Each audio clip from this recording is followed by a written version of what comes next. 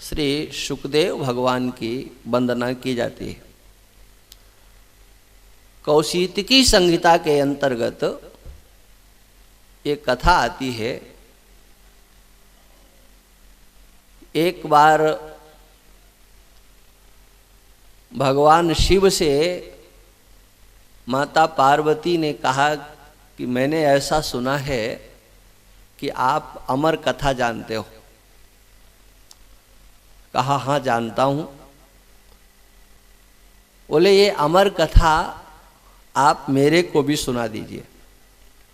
अमर कथा माने अमर होने वाली कथा, जिस कथा को सुन लो और अमर हो जाओ। ऐसी कथा कौन नहीं सुनना चाहेगा। कथा को सुने और सुनकर के अमर हो जाए। पार्वती जी ने कहा कि ऐसी कथा आप मुझे सुनाइए। तो भगवान शंकर ने कहा कि ये अमर कथा ऐसी है कि बहुत एकांत में सुनाई जाती है, जहां कोई हो नहीं। कहा जहां आपको एकांत लगता हो वहां आप चलिए और वहां हमको कथा सुनाओ।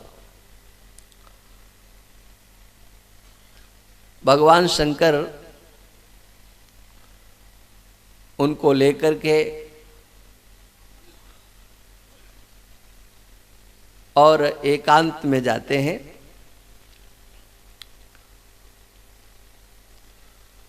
आप लोगों ने कोई गए हो अमरनाथ, अमरनाथ की यात्रा की है किसी ने?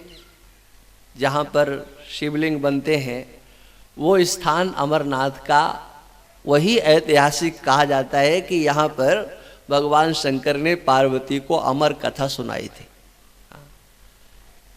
अब एक बात ये भी ध्यान में रखना चाहिए कि ऐसी कथा कोई नहीं है जिसे सुन लो और तुम अमर हो जाओ। हाँ, ऐसी कथा कोई है नहीं। हाँ, ऐसी कथा है जरूर कि जिसे आप समझ लो तो अमर जरूर हो जाओगे। सुनने मात्र से नहीं, सुन करके समझ लो तो आप अमर हो जाओगे। तो अमर आज नहीं है क्या आप?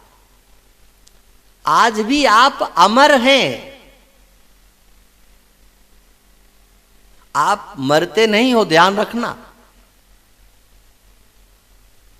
अमर बनाने वाली कथा नहीं, अमरता का बोध कराने वाली कथा। ये श्रीमद् भागवत की कथा ये अमरता का बोध कराने वाली कथा है।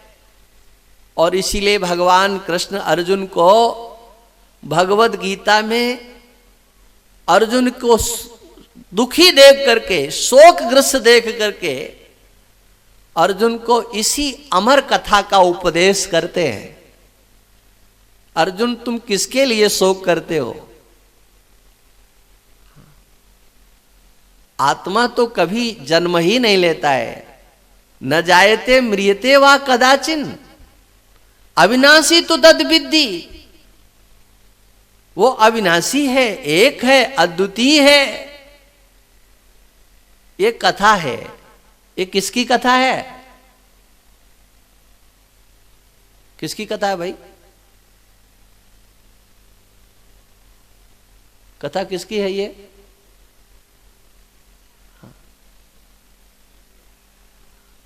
आपकी कथा है।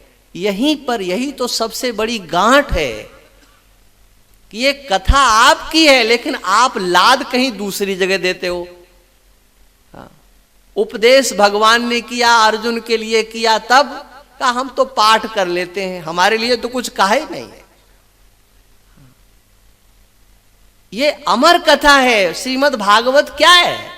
आदि से लेकर के अंत तक यदि इसके उपदेश भाग को पढ़ेंगे, उस पर दृष्टि डालेंगे, तो यही कहा जाता है आत्मा है, अजर है, अमर है, अविनाशी है, एक है, अद्वितीय है और वह तुम हो। लेकिन हम शरीर को स्वस्थ रखना चाहते, शरीर से अमर होना चाहते। हाँ, ये शरीर तो आज तक जब से सृष्टि बनी है किसी का रहा नहीं है। आत्मत्वेन आत्मा की दृष्टि से कोई मरा नहीं है, सब अमर हैं। और यही है अमर कथा, आपके अपने स्वरूप का बोध कराने वाली।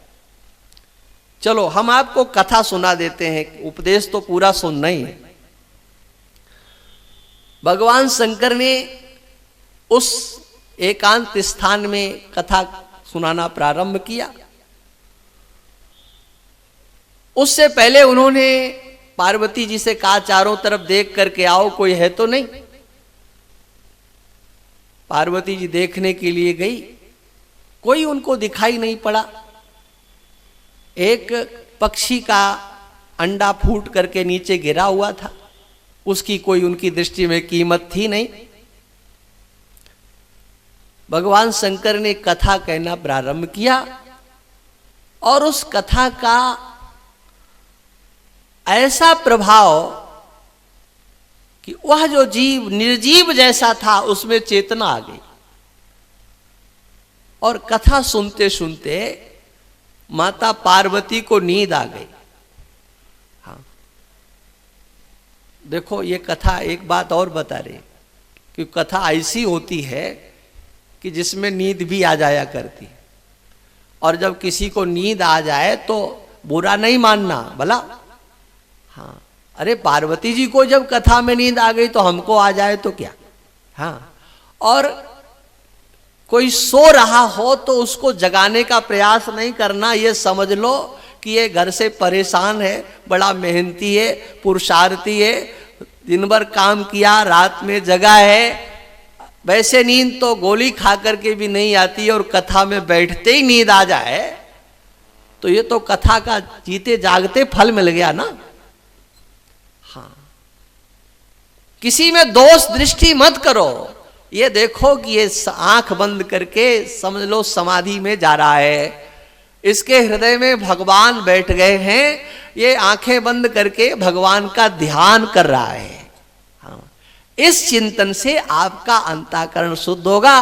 और नहीं तो देखो यहां आ गए, हाँ जब कोई खर्राटे लगाने लगे तो जरूर उसे जगा देना, वैसे तो चलने देना, कोई बात नहीं।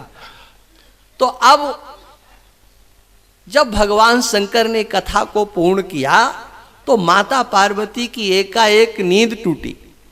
कहा महाराज मैं तो सो गई थी, आप इस प्रसंग से पुनः कथा सुना दीजिए।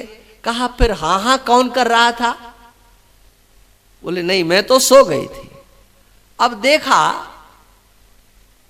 एक तोते का बच्चा, अब उसने कोई अपराध किया था क्या? भगवान शंकर को तो क्रोध आ गया और उन्होंने हाथ में त्रिशूल उठा लिया उसको मारने के लिए। अब देखिए ऐसी कथाएं जब सुनते हैं तो लोगों के मन में अनेक प्रकार के भाव आते हैं। अरे उन्हें क्रोध आ गया, लो भगवान को क्रोध आता है, ऐसा उन्होंने क्यों किया? यही है लीला, इसी को लीला कहते हैं। वहां क्रोध कहां है? और फिर एक तोते के बच्चे को मारने के लिए त्रिशूल उठाना, कामदेव के लिए भगवान शंकर ने त्रिशूल उठाया था क्या? जब ये सृष्टि का प्रलय करते हैं तो क्या त्रिशूल से करते हैं? संकल्प मात्र से सृष्टि भस्म हो जाती है, लय हो जाती है। दृष्टि मात्र से कामदेव भस्म हो गया था, तो क्या इस तोते के बच्चे को मारने के लिए त्रिशूल उठाना आवश्यक था? कहा यही लीला है। भगवान शिव तुम त्रिभुवन गुरु वेद बखाना, आन जीव पावर को जाना। भगवान शंकर तो त्रिभुवन गुरु हैं। इस श्रीमद् भागवत के मूल में उन्हीं का अपना संकल्प बैठा हुआ, और वो जानते कि आगे कलिकाल के मनुष्यों का कल्याण करने के लिए कोई लीला करनी चाहिए, और तब उन्होंने उसका पीछा किया। व्यास जी की जो गृहिणी थी वह खड़ी हुई थी, उनको अचानक जमुआई आ गई, मुंह खुला और वो तोते का जो बच्चा था उनके मुख में प्रवेश कर गया। और मात्र प्रवेश नहीं किया, पहले तो तोते का बच्चा था, अब तो मनुष्य के बालक के रूप में उसकी आकृति बदल गई। यह है ईश्वर का संकल्प। वो जो कुछ करना चाहता है उसके लिए उसे यत्न की आवश्यकता नहीं। इसलिए लोग प्रश्न करते हैं कि सबसे पहले सृष्टि हुई थी तब जीवों के पास क्या था? ईश्वर की सृष्टि करने के लिए जीवों के कर्म, जीवों के पुण्य पाप, इनकी आवश्यकता नहीं। वह बिना ही जीवों के कर्मों के भी सृष्टि कर सकते हैं। और उस समय व्यास भगवान को अपनी गृहिणी के उदर से वेद मंत्र सुनाई दिए। व्यास भगवान ने उदरस्थ शिशु से कहा कि आप बाहर आओ, हम आपका दर्शन करना चाहते हैं। अंदर से ही आवाज आई, मुझे तो यहां बड़ा आनंद आ रहा है, बाहर आने की इच्छा नहीं है। क्यों बाहर नहीं आना चाहते हो? कहा मुझे एक बात का डर लग रहा है, ये भगवान की माया बड़ी विचित्र है, किसी को छोड़ती नहीं है, कहीं ये माया हमारा स्पर्श न करे, इसलिए यहां ठीक है। व्यास भगवान ने आग्रह किया तो उस उदरस्थ शिशु ने कहा कि यदि द्वारकानाथ यहां आकर के हमको वचन दें कि मेरी माया का स्पर्श नहीं होगा तो हम बाहर आ सकते। व्यास भगवान ने भगवान द्वारकानाथ को बुलाया। द्वारकानाथ भगवान आए और उन्होंने उस गर्भस्थ शिशु से कहा, देखो हमारी माया तुम्हें स्पर्श नहीं करेगी,